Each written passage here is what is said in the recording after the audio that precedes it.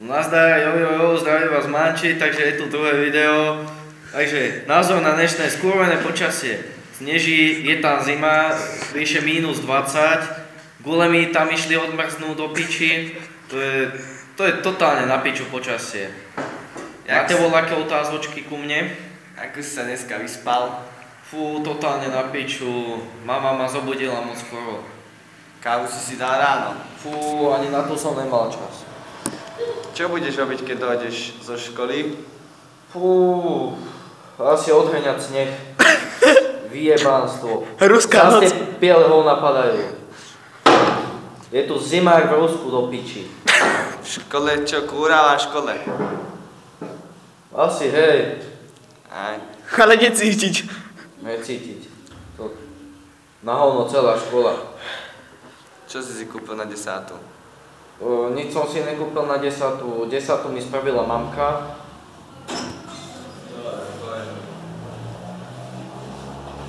No. No, dávajte otázičky, chlapi. Pýtajte sa. Neviem. Tvoj názor na dnešnú dobu je aký? Čo? Tvoj názor na dnešnú dobu, čo sa deje? Na dnešnú dobu to skúrené globálne ochladzovanie môžem jebať do hlavy. Aj za tie vyjebané toxické sklené plyny môžem poslať celú zemegulu do piče. Dobre, Manči, tak ďakujeme ti. Videoko má minútu 36. Prezidenta budeš voliť nejakého? Sú to kurvy. Seba. Budeš prezident, budeš kandidovať na prezidenta. Ne. Prečo? Mohol by si byť prezident.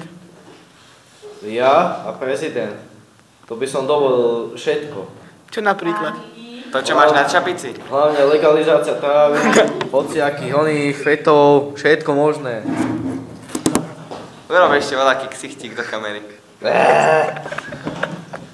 Daj ešte veľaký iný. Čo? Dobre, ďakujeme ti. Zdravia z AK, Smradlavá noha. Pozdrav fanúšikov ešte. Čaute. A veľa sledovanosti poprosím.